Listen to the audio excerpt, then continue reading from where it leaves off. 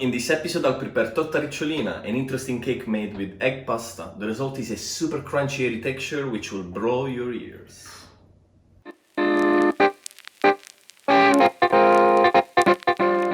It is typical in two regions in Italy, Emilia-Romagna and Lombardia, where it's actually called torta di tagliatelle, and it's a slight different version.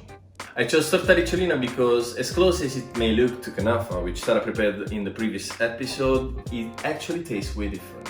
So let's crack on in the kitchen, and we will come back to the history of this dish later on during the video.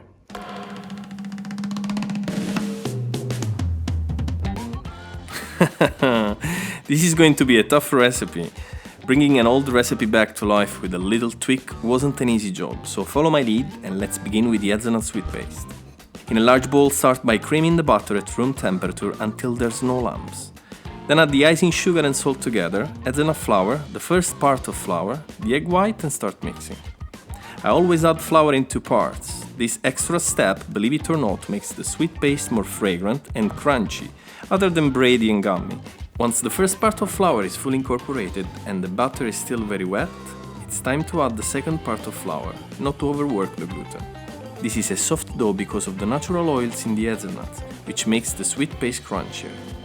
Put it in between two pieces of parchment paper or cling film and flatten it with a rolling pin. Then let it rest in the fridge for at least 2 hours to firm up and be easier to handle. You can prepare the sweet paste the day before, as the recipe has many steps.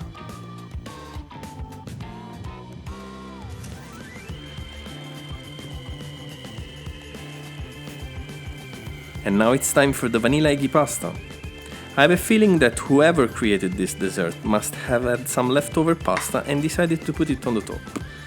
Start by cracking 2 eggs in a little bowl and scrape 1 vanilla pod. Well, this is my touch, you can skip this part or just add vanilla extract. Put the vanilla seeds on the eggs, blend it and leave it aside. Put the flour on your countertop, make a little hole in the middle, then pour the egg mixture and start mixing. You can always mix them together in a bowl if it's easier for you, or use a stand mixer if you have one. Once the eggs are fully incorporated, start kneading the dough vigorously to give elasticity to the tagliolini for 10 minutes or until you end up with a smooth pasta dough. Cover it with cling film and leave it aside to rest for at least 1 hour.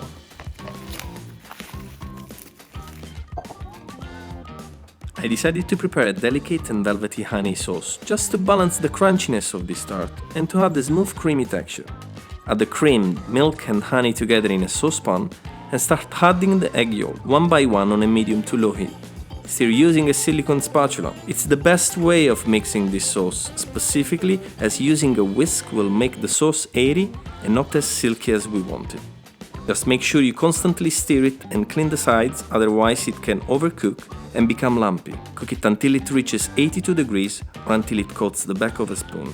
Pass it through a sieve and store it in a container in the fridge covered with cling film. And now for the semi-candied lemon. Start by peeling the skin with a lemon zester, applying enough pressure to get a long and thick stripes. Make sure you use good quality unwaxed lemons. And you can always skip this step and buy candied lemons if you want to make your life easier. Bring the lemon skins to a boil, then cool them down in cold running water to firm up. This will remove some of the unpleasant bitterness of the skin, leaving just enough essential oils and aroma of the lemons. Put them back in the same pan with water, lemon juice and sugar, and cook on medium heat for about 15 minutes. You might find it weird to use lemon with hazelnut in this recipe, but I wanted you to experience something out of the box, something new. After it's cooked, transfer to a plate to cool down and for the sugar to be absorbed into the skin. After the hazelnut sweet paste has been rested in the fridge, let's prepare the base of the tart. On a piece of parchment sheet, dust the sweet paste with some flour on both sides and start rolling and flatten it to 1/2 centimeter thick. Use the bottom part of the cake tin you are going to use to bake the tart as a guide to cut the base into the same size. Dust off the excess flour, then make little holes in the dough using a fork and put it back in the fridge until I finish making the sweet pasta. After resting the pasta dough, you will need to dust it with flour and pass it through the pasta machine a few times. Then divide the dough into 2 equal parts. It's easier and wouldn't be too long to handle. Take one part of the pasta and cover it with cling film not to dry out. Then take the other part and start to flatten it roughly to 2 mm thick. Then fold it in quarters, then fold it again. Now I can imagine you are going to be shocked knowing that I'm still going to make pasta on top of all what we already done, but this time you cannot blame it on me as it's part of the original recipe. Pass the pasta dough through the machine 3 times, folding in between as we did before. Make sure that the folded part always goes in first, allowing the air inside to escape. After the last fold, flatten the dough to 1 mm thick, cut it in half, trim the edges, dust it with flour or cover it with a cloth, ready to be shaped into tagliolini. Repeat all these steps with the covered pasta dough. Cut the pasta sheets into tagliolini, put them on a tray dusted with flour. By the way, all the folds that we did with the pasta is to add elasticity and bite to the tagliolini and strengthen the gluten. If you don't want to make your own, you can always use fresh pasta from the supermarket. If you can't find any, you can try half-boiled rice spaghetti, angel hair, or even use Konofa dough if you want. Separate the tagliolini from each other and leave them aside. Back to the semi-candied lemon, add some cold water to loosen up the syrup and wash off the excess sugar. Then drain it and finally chop it.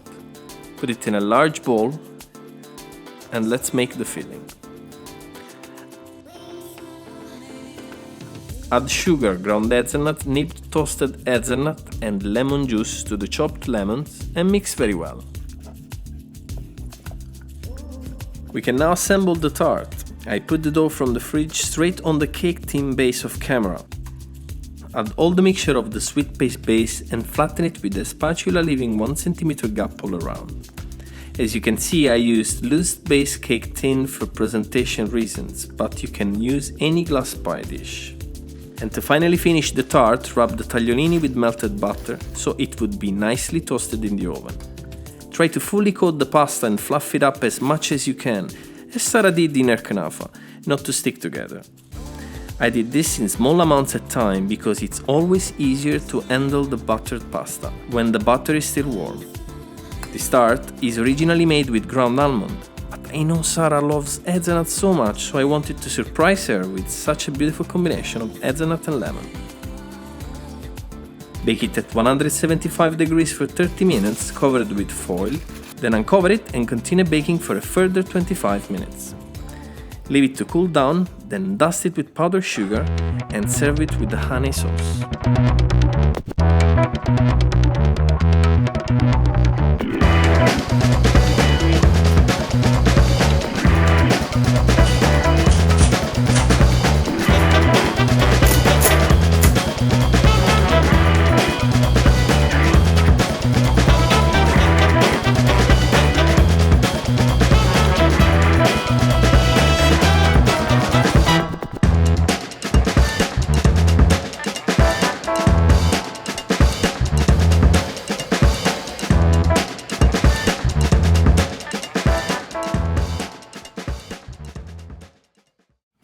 So looking forward to this, to be honest. I've never seen something like Konofa from Italy, so let's see how it goes.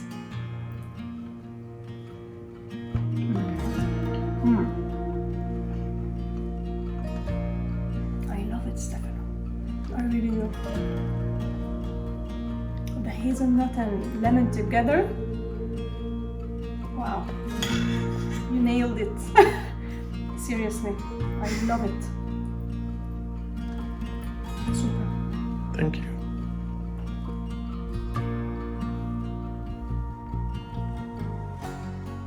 Pellegrino Artusi, the father of the history of Italian cuisine, wrote about torta ricciolina in his book The Science in the Kitchen, dated 1891, as a typical dessert from Emilia-Romagna made out of a shortcrust shell containing a filling of almond, sugar and candied citrus and topped with a nest of fresh egg pasta, which becomes particularly crunchy when cooked in the oven. This sweet paste shell is well known in the countries of the Tuscan Emilian Apennines, on the contrary of Mantova, in the Lombardy region, where it is actually called torta di tagliatelle and is prepared without the shortcrust shell, and is also a very close version of the Konofa.